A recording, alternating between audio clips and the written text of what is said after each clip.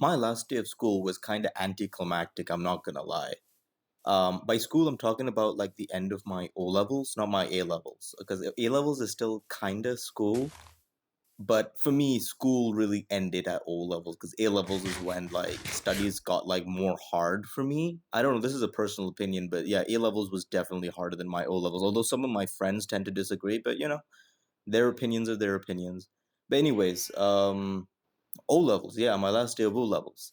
So to give a bit of background context, right? So O levels, I was giving the Cambridge system, and I had to give a couple of subjects and all that stuff. But I was in a very interesting position where my last year of O levels, or O3, the third year of O levels, was by far my easiest year that I've had since like kindergarten. And now you might ask yourself the question, Venice, how? Because like shouldn't it be the hardest? You've like it's the culmination of like 3 years of preparation. You have to give all the exams at once. But you see, I didn't have to give all my exams at once. I was in the interesting position where I had actually given the hardest subjects before the third year of O levels. The school I went to for O levels, they always suggested that taking exams privately was not the way to go. By privately basically means that you take the exam without any, or basically not under any school's name, right? So they always claimed that taking it privately meant that you were stupid. It meant that you were stupid, or you were so stupid that the school didn't even want to, like, I don't know if sponsor is the right word, but I'm going to use it. You were so stupid they didn't want to sponsor you.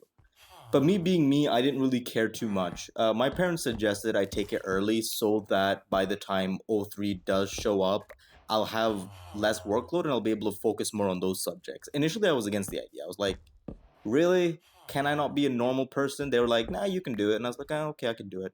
So in 2019, at the end of the second year of O levels, I had given my chemistry, physics, and mathematics exams. So in June, actually, it was May. In May, I had given chemistry, and in November, I'd given maths and physics. So those were the hardest subjects. Like, I mean, those are pure sciences and maths. Like, it doesn't really get more complicated than that. By the time I got my results in January, I literally only had 5 subjects left. I was vibing. All of my other classmates were like relentlessly doing past papers and attending all the classes, and it was a pain for them. And then there was me in the library just chilling and watching movies. For the record, I wasn't allowed to watch movies in the library, but I did it anyways because, like, I had the time. Like, the hardest subject I had was something called, I guess, global perspectives, in which I had already done most of the work by then. Like, all I had to do was like write a report on what I'd done. I'm like, come on, that's not difficult. So either way, while everyone else was panicking and fretting over, oh my gosh, I need to do this many past papers need to be due by this day, and I was just vibing. But you might have realized I said I took my exams in 2019, and January means 2020. I think we all know where this is going, right? For those of you who don't remember, 2020 was the infamous pandemic era. So in January, lockdown hadn't started yet. I think the rise of COVID cases happened somewhere in February. And me being me, I'm not a social media guy. I don't follow the news, so I didn't know what COVID was until like February 26th. That was the first I heard of COVID. My brother and my father were talking. I was like, "What is COVID?" And they're like, "Oh, it's this virus going around." I was like, "Oh, that's interesting." So either way, fast forward a few days later, I guess, on March 7th, for us O level folk, we had the school organized a farewell party for us. It literally was like a party. It was a celebration of, like, we've come this far and we're finally done. And basically, like, for most of our lives, at least I think since grade 6, and O3 is grade 11, so like 5, 6 years, we'd been told that O levels defines your career or something, and that if you do well in your O levels, you go to a good university. And going to good university is super important. So we were told a lot, and now we're at the final mile. So we were, celebrating. That was the first time I also ever, like, I used to sleep at 8:30 every day, even on weekends. Okay, maybe not on weekends. Maybe I'd sleep at 9:30. But I was always a guy who slept early, right? That was always the way it was. I always enjoyed my 10 hours of sleep, which might be overkill, but it worked for me. I never had sleep issues. So that was the first time during the farewell that I actually didn't sleep the entire night. And because basically everyone said that, come on, you're not supposed to sleep. Like you're supposed to just enjoy. So we basically had like a full sleepover, but no one was sleeping. And I remember when I came back home at 10 a.m., I just went on the bed and I think I just slept within 2 minutes, which is interesting because I usually don't sleep until like an hour after I go to bed, which is interesting. But that's the way I am, apparently. I slept in like 2 minutes and I think I woke up 5 hours later or something. I was done. I've never repeated that ever again, by the way. That was the one time I did it. But anyway, March 7 was the farewell, and then we had a couple classes, and then people stopped showing up to classes because they wanted to prepare by themselves. And then on March 11, I remember going out of the gate of my school, and I was like, okay, I'll be back. March 11, I think, was a Thursday, and I was like, okay, I have to get ready for Friday. And then the government announced lockdown, and I didn't know it at the time, but that day of school on March 11th was the last day I ever stepped foot in the school. And it's really sad to know because I thought, like the preparation leave would begin in somewhere like early April. So I knew we'd have that and we'd say goodbye to the teachers and all that stuff. I never had that opportunity. They basically said, okay, now lockdown happened. I don't know if we had online classes then or not, but we did have online mock examinations in April. Those did not go well in the way that I scored really well. That wasn't the problem. The problem was obviously adapting to the online system. And I remember I had to give my ICT exam. What does ICT stand for again? Information Communication Technology.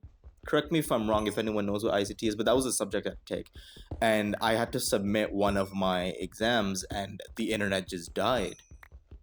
And I remember you had to keep you had to keep the camera open, and I was like, oh my gosh, now the camera is closed. Now they're gonna think I'm cheating. Is my submission gonna be allowed? On the bright side, I was a top student then, and I had a very good reputation, right? I wasn't the guy who swore, and I always listened to the teachers. So the coordinator came and asked me, is everything okay? And I was panicking. He was like, no, no, no, it's fine. We know, it's okay. It happens. So that was my first experience of online exams or online anything, and it was so bad. Either way, the exams went well. The mock exams went well, and then the funny thing though for me, I said that we'd been told for 5, 6 years that O levels was super important and that these grades would define you and for where you go for university and stuff.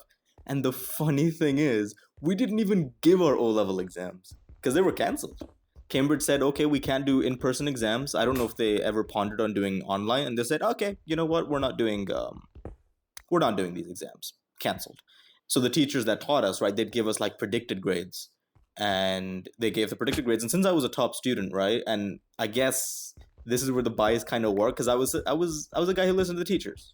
They liked me, I liked them, I had no problems with them. I would always listen and be attentive in class, so I scored well.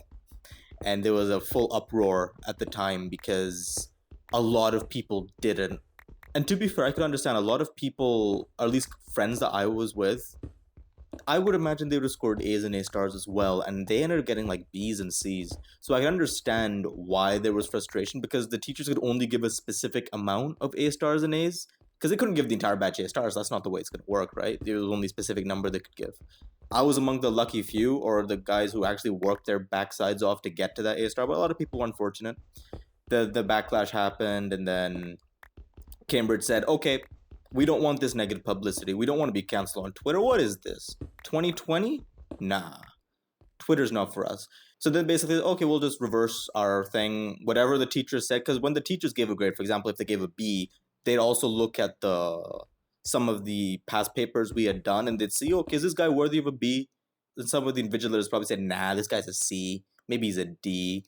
So they didn't do well. And then they were like, okay, after all the backtests, they were like, okay, you know what? We'll just give them the grade that the teacher said they should get. I'm from Pakistan, right? So the national language of this country is Urdu, and I suck at Urdu. Like if you ever ask me to read something or say something in Urdu, I just can't. So I scored a C initially, and then the revamped grades came and I got a B. And I kid you not, I was happier for that B than I was for the rest of my A stars that I got.